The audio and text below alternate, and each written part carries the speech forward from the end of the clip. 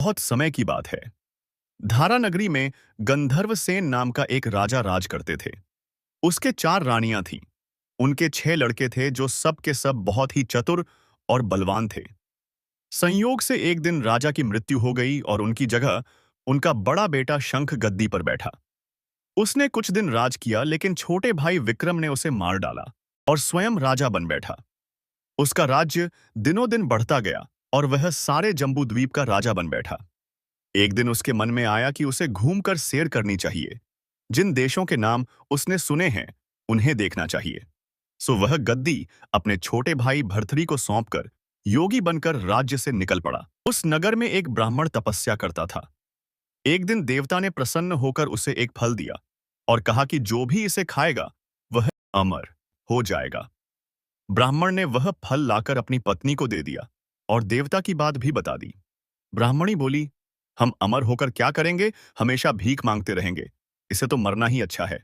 तुम यह फल ले जाकर राजा को दे हो और बदले में कुछ धन ले आओ। यह बात सुनकर ब्राह्मण फल लेकर राजा भरथरी के पास गया और सारा हाल सुनाया। भरथरी ने फल ले लिया और ब्राह्मण को 1 लाख रुपए देकर विदा कर दिया। भरथरी अपनी एक रानी को बहुत चाहता था। उसने महल में जाकर वह फल उसी को दे दिया। रानी की मित्रता शहर के कोतवाल से थी। उसने वह फल कोतवाल को दे दिया। कोतवाल एक वेश्या के पास जाया करता था। वहां फल उस वेश्या को दे आया। वेश्या ने सोचा कि यह फल तो राजा को खाना चाहिए। वह उसे लेकर राजा भरथरी के पास गई और फल दे दिया। भरथरी ने उसे बहुत धन दिया। राजा ने जब उस फल को अच्छी तरह देखा तो पहचान लिया। उसे बड़ी चोट लगी, पर उसने किसी से कुछ नहीं कहा। उसने महल में जाकर रानी से पूछा कि तुमने उसे फल का क्या किया। रानी ने कहा, मैंने उसे खा लिया।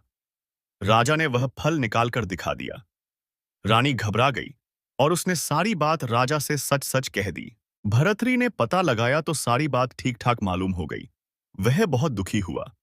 उसने सोचा, यह दुनिया माया जाल है, इसमें अपना कोई नहीं है। वह फल लेकर बाहर आया और उसने फल को धुलवाकर स्वयं खा लिया। फिर राजपाट छोड़ योगी का भेष बनाकर जंगल में तपस्या करने के लिए चला गया। हरि के जंगल में चले जाने से विक्रम की गद्दी सुनी हो गई। जब राजा इंद्र को यह समाचार मिला तो उन्होंने एक देव को धारा नगरी की रखवाली के लिए भेज दिया। वह रात दिन वही रहने लगा। भरथरी के राजपाट छोड़कर वन में चले जाने के बाद विक्रम को मालूम हुई तो वह लौटकर अपने देश में आया। ही रात का समय था। जब वह नगर में घुसने लगा तो देव ने उसे रोका। राजा ने कहा, मैं विक्रम हूं, यहां मेरा राज है। तुम रोकने वाले कौन होते हो मुझे? देव बोला, मुझे राजा इंद्र ने इस नगर की चौकसी के लिए भेजा है। तुम सच्चे राजा विक्रम हो तो आओ मुझसे से पहले लड़ो। दोनों में लड़ाई हुई। राजा ने जरा सी देर में देव को पछाड़ दिया। तब देव बोला, है राजन, तुमने मुझे हरा दिया, मैं तुम्हें जीवन दान देता हूं। उसके बाद देव ने कहा, राजन, एक नगर और एक नक्षत्र में तुम 3 आदमी पैदा हुए थे। तुमने राजा के घर में जन्म लिया, दूसरे ने तेली और तीसरे ने कुम्हार के। तुम यहां पर राज करते हो। तेली पाताल पर राज करता था और कुम्हार ने योगी साधकर तेली को मारकर शमशान में सिरस के पेड़ पर लटका दिया। अब वह तुझे मारने की फिराक में है, उससे सावधान रहना। इतना कहकर देव चला गया और राजा महल में आ गया। राजा को वापस आते देख सबको बड़ी खुशी हुई है। नगर में आनंद मनाया गया। राजा फिर राज करने लगा। एक दिन की बात है कि शांतिसिल नाम का एक योगी राजा के पास दरबार में आया और उसे एक फल देकर चला गया। राजा को आशंका हुई कि देव ने जिस आदमी को बताया था, कहीं यह वही तो नहीं है। यह सोच उसने फल नहीं खाया। वह फल उसने भंडारी को दे दिया। योगी रोज आता और राजा को एक फल दे जाता। संयोग से एक दिन राजा अपना अस्तबल देखने गया था। योगी वहीं पर पहुंचा और फल राजा के हाथ में दे दिया। राजा ने उस फल को उछाला तो वह फल हाथ से छूटकर धरती पर गिर गया। उसी समय एक बंदर ने झपट कर उसे उठा लिया और तोड़ डाला। उसमें से एक लाल निकला जिससे सबकी आंखें चौंधियां गईं। राजा को बड़ा अचरज हुआ। उसने योगी से पूछा, आप यह लाल मुझे रोज क्यों दे जाते हैं? योगी ने जवाब दिया, महाराज, राजा, गुरु, ज्योतिषी, वैद्य और बेटी, उनके घर कभी खाली हाथ नहीं जाना चाहिए। राजा ने भंडारी को बुलाकर दिए हुए फल सभी वापस मंगवाए तुड़वाने पर सभी फलों में से एक एक लाल निकला। इतने लाल देखकर राजा को बड़ा हर्ष हुआ। उसने जौहरी को बुलाकर उनका मूल्य पूछा। जौहरी बोला, महाराज, यह लाल इतने कीमती है कि इनका मोल करोड़ों रुपए में भी नहीं आंका जा सकता। एक एक लाल एक एक राज के बराबर है। यह सुनकर राजा योगी का हाथ पकड़कर गद्दी तक ले गया और बोले, योगीराज, आप सुनी हुई बुरी बातें दूसरों के सामने नहीं कही जाती। राजा उसे अकेले में ले गया। वहां जाकर योगी ने कहा, महाराज, बात यह है कि गोदावरी नदी के किनारे शमशान में मैं पास एक मंत्र सिद्ध कर रहा हूं। उसके सिद्ध हो जाने पर मेरा मनोरथ पूरा हो जाएगा। तुम एक रात मेरे पास रहोगे तो मंत्र सिद्ध हो जाएगा। एक दिन रात को तुम हथियार बांधकर तुम अकेले मेरे पास आ जाना। राजा ने कहा, अच्छी बात है। इसके उपरांत योगी दिन और समय बताकर अपने मठ में चला गया। वह दिन आने पर राजा अकेला वहां पहुंचा। योगी ने उसे अपने पास बैठा लिया। थोड़ी देर बैठकर राजा ने पूछा, महाराज, मेरे लिए क्या आज्ञा है? योगी ने कहा, महाराजा, यहां से दक्षिण दिशा में 2 कोस की दूरी पर शमशान में एक सीरस के पेड़ पर एक मुर्दा लटका है। उसे मेरे पास ले आओ, तब तक मैं यहां पूजा करता हूं।